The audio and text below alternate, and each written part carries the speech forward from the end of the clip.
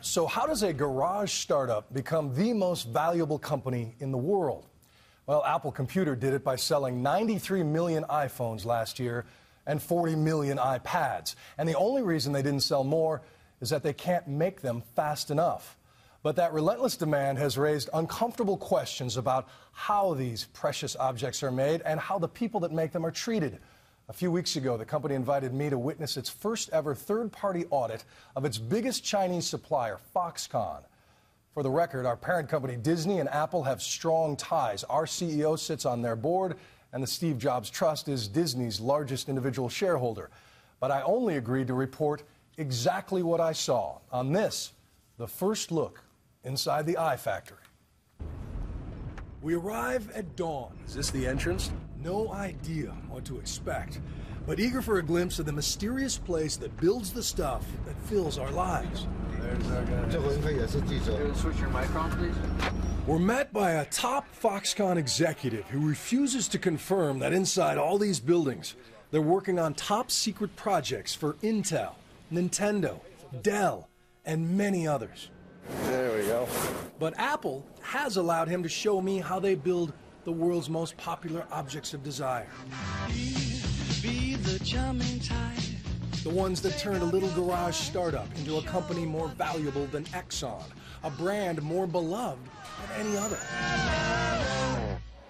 I'm told this is the very first time any reporter from any country has been allowed to see this. We will don static-proof jackets or full bunny suits and take numerous air showers because one speck of dust could ruin an entire line. There is one obvious reason for Apple's legendary secrecy over the years. If the world sees this line, it might change the way people think in this line. Unlike any other product, the launch of a sexy new Apple gadget is a cultural event, and that cult following comes in part from a mystique cultivated brilliantly by Steve Jobs. It's really extraordinary, and I urge you to get your hands on one and see for yourself. I'll admit, I'm among the millions who bought into the idea that these are not just dependable appliances, they are works of art, carefully wrapped in pristine boxes, lovingly sold in museum-like stores. I don't know about you, but when I'm enjoying a delicious steak, knowing where it came from changes the experience. How many steps are there? Around 141. 141 steps. But it is time now to think different about Apple. Because here it is. This is where your iPhone was born, and these are the people who brought it to life. My name is Bill. Nice to meet you. I'm first struck by how young they are. Not 13 like some of the horror stories I'd heard, but 17, 18. No one looked over 30. I know many came from poor villages out in the countryside with the hope of making $2 an hour, but their haircuts prove that teen style lives everywhere. I was expecting more automated assembly, more robots, but the sleek machines that dazzle and inspire and change the lives of people 8 to 80 are mostly made by hand, after hand, after hand. Behold the camera module for the iPad. Look at how tiny and intricate this is. And get this, with 2 shifts, they can make 300,000 of these in a single day. It takes around 5 days and 325 sets of hands to assemble an iPad, they tell me. And they can turn a raw hunk of aluminum into a sleek design, complete with the bitten Apple logo, at the rate of 10,000 an hour. At the end of this process, I find 27-year-old Xiao Ying, who carves the aluminum burrs from 3,000 apples every shift. What are you thinking about while you're working? A lot of times I think about how tired I am, the mother of 2 tells me. I think about resting. A supervisor will give the occasional order in Mandarin, but on this line, the machines do most of the talking. While the people work in silence. And they will repeat that motion and hear that fembot voice a few thousand times more before lunch. Their 12-hour shifts are broken up by 2-hour-long meal breaks when they march single file to a massive canteen and pay around 70 cents for a plate of meat and rice. If they eat fast enough, they can catch a few winks back at their spot on the line. The Foxconn executive tells me it's not exhaustion, but a Chinese post-meal tradition. So this is home. How long have you guys worked here and lived here? After 12 hours here, many head home to a nearby dorm room they share with 7 other workers. There is an internet cafe and a soccer field. They even offer classes in English and other studies. But most are here to work. Most left their families to work because back home, there are few good jobs. If you ever visit the Foxconn factory complex in Shenzhen, China, you cannot miss the nets. And it is hard to get them out of your mind when you leave. They are there to keep the people who build products for Apple or Dell or Nintendo from taking a deadly leap off a factory roof.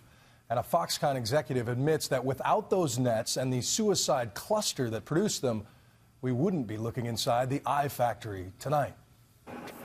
The suicide nets went up in the spring of 2010 when 9 Foxconn workers jumped to their desks in the span of 3 months.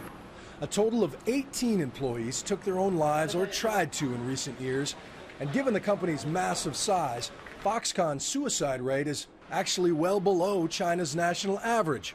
One reason, Louis Wu, our executive host, said it took several months and several suicides before Foxconn and Apple were shaken into action. At the beginning is that we see a few suicides, but we didn't really see that there is a cluster effect. Right? Until I think either the 5th or the 6th one. He says Apple's number 2 man at the time, Tim Cook, flew to Shenzhen and helped assemble a team of psychological experts who recommended nets to make impulsive souls think twice before jumping. Foxconn also then promised to raise wages, and they opened this counseling center. And why do you think so many happened at the same time?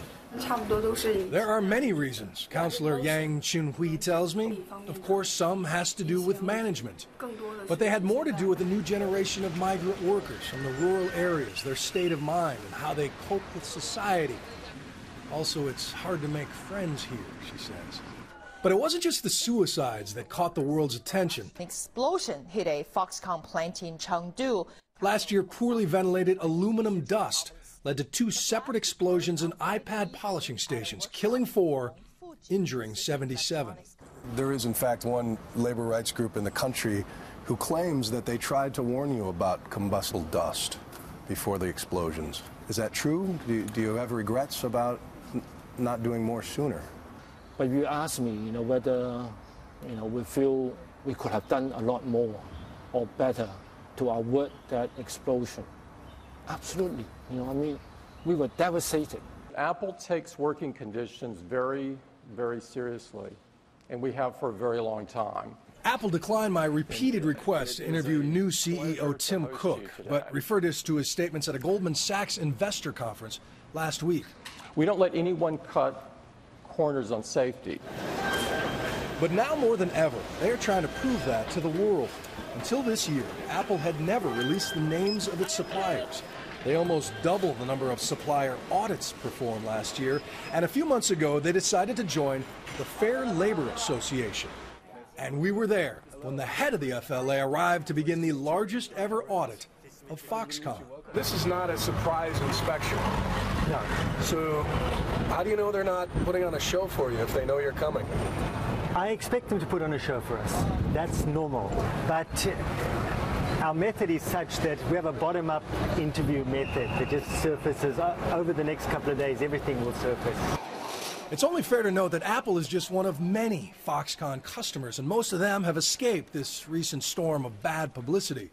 As one of the FLA auditors explains, the biggest and most visible brands often take the heat for the entire industry. And why the timing like this?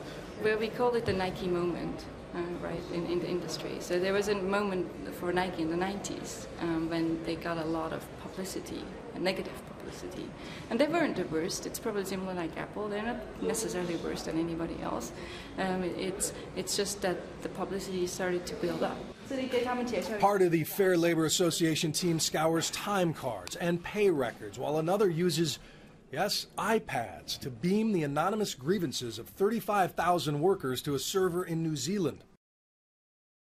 Given the grim headlines about Foxconn in recent years, you might wonder why anyone would ever want to work there. But as our exclusive look reveals, China has very different values when it comes to gainful employment. Monday morning at the Foxconn Recruiting Center. And over 3,000 people have been lined up since the wee hours, all desperate to work for Apple's biggest supplier. Why do you want to work here? I heard the work is hard here, says this 18-year-old, but I want to get some experience. I ask another if she's heard about the notorious suicides at Foxconn. Does that worry you? Does that scare you? I don't think it has very much to do with the company, she says. They wait in a patient mass, hoping to land a starting salary of the promised $1.78 an hour. Unless they work 47 overtime hours a month, the Chinese government will consider them too poor to withdraw any taxes. But to this crowd, that doesn't seem to matter. Desire trumps discipline. It's a stampede. And ignoring police whistles, they rush the gates, eager to wave a national ID card across an electronic reader. Those who hear the satisfying beep are sent in. Those with bogus IDs are silently turned away. The demand for iPhones and other electronics is so high, Foxconn will hire 80% of these people today. Good news to those who travel all night by bus and are ready to move in. After 3 days of training, what Foxconn calls team building, the new hires will be sitting on a production line. So this is home. And many of them will pay $17.50 a month to move into a dorm like this with 7 strangers.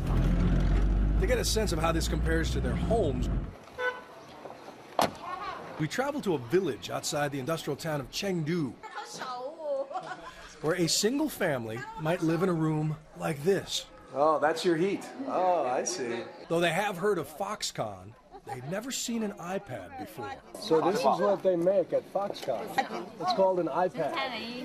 And since the young people left to work in the factories, they say everything is better. So you eat better, you have better clothes, more to do? Yes, they say. Everything. Wow. Meanwhile, back in the Apple lines in Shenzhen, the Fair Labor Association audit continues. You know, people are really pushing this stuff out. Apple paid $250,000 to join this group, and Apple is paying for this audit, making critics worry about a conflict of interest. But Arette van Heerden of the FLA insists that when they publish this report, any whitewash will be obvious. What are you looking for? With behavior, traits, physical characteristics, what? Definitely. One of them is, will they look up even? You know, we come in here, we're outsiders, we're obviously an object of curiosity. And I want to know, can they express that curiosity? Can they steal a glance? I go into facilities where people won't look up, and they're really, really intimidated. I'm Bill. Since Apple encouraged us to approach anyone on their lines, we did. What goes through your mind when you do the same thing all day like this? We met people on and off the factory complex. Did you move to here for this job? Or on and off the record. You can be honest. And it became quickly obvious that a strange American with a camera crew only gets so much candor. So if there was one thing that you could change about your job here, what would it be? But plenty of people like Zhang Ruhua had no problem telling me that the dorms are too crowded and the trees block the sunshine and the food prices are too high. We heard the kind of complaints you'd hear at any factory or college campus. And even though wages have doubled since the suicide nets went up, most everyone complained about low pay.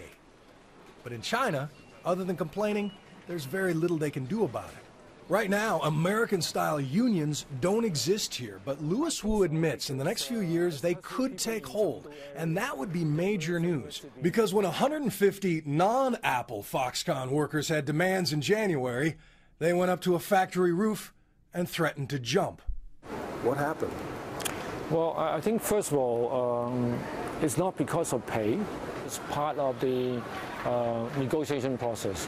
But I'm very happy that everything was resolved. A sobering kind of collective bargaining right there. Yes, absolutely. If Apple came to you and said, out of the goodness of our heart, because we're doing so well, we want to pay everyone who touches an iPad double. Could you do that? Why not? That would be good for the employees, right?